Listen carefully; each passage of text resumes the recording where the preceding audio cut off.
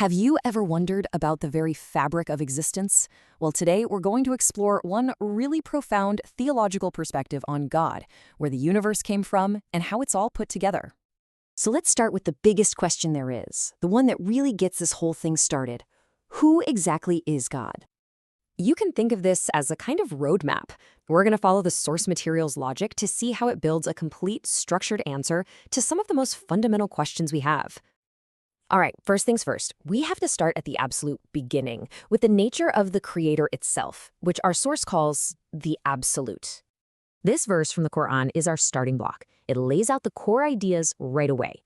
God is one, totally pure and completely unique. He doesn't come from anything, and nothing comes from him in a biological sense. He's in a category all by himself. Now, let's dig into this key term, as-samad. It's so much more than just one. It describes a being that is totally self-sufficient, needing nothing and no one. Everything ultimately comes back to him because he's the source of it all. And this is where it gets really interesting. The source describes God with these incredible complementary attributes. He's the first, meaning nothing came before him, and the last, so nothing comes after. But at the same time, he is both al-Dhahir, the apparent, the visible, which is described as light, and al-Batin, the hidden, the intimate, described as spirit. So he spans all of time and all of reality, both what we can see and what we can't. And this quote just hammers the point home.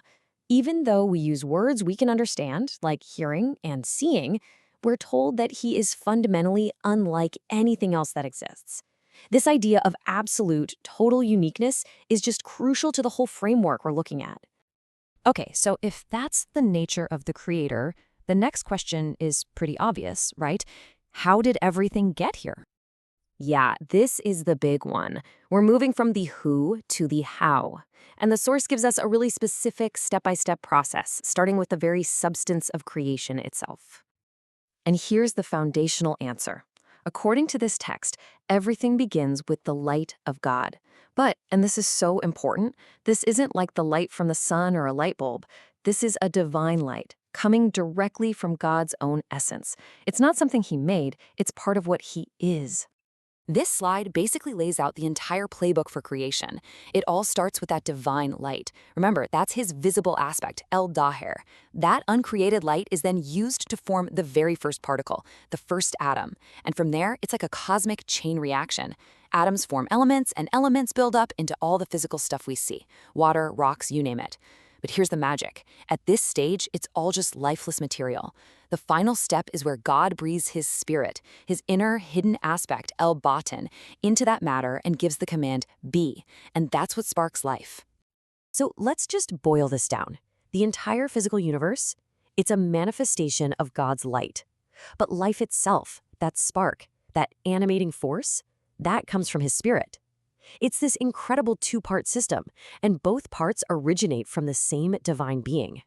So we've got the Creator and we've got the creation process. Now let's zoom all the way out and look at the grand cosmic structure that holds it all together. And to really understand this structure, our source poses a final, huge question. In this massive, intricate creation, where is God located? According to this cosmological model, everything starts right here. With us.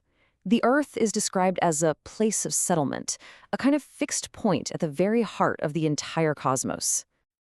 And then, building out from that center point, you have the next layer of this incredible architecture, a series of 7 heavens stacked on top of each other like cosmic nesting dolls.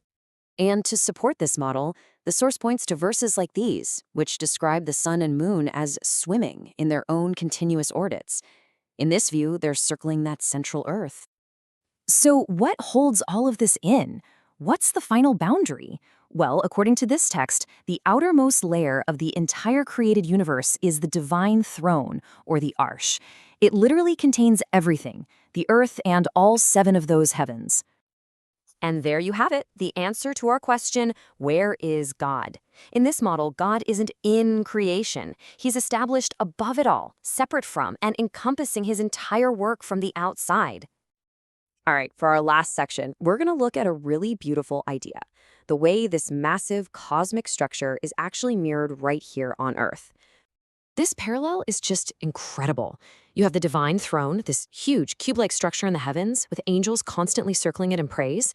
And then on earth, you have its reflection, the Kaaba in Mecca, also a cube, where people circle it in praise. It's this perfect as above, so below concept, connecting the heavens to the earth.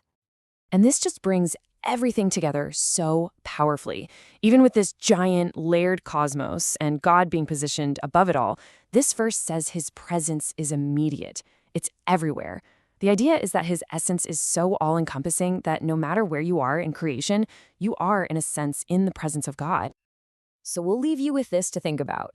A universe that's centered on humanity, built from divine light and spirit, all held within a cosmic throne that's reflected in a sacred spot on our own planet. How would a model like this change the way a person sees their own purpose and their place in the grand scheme of things?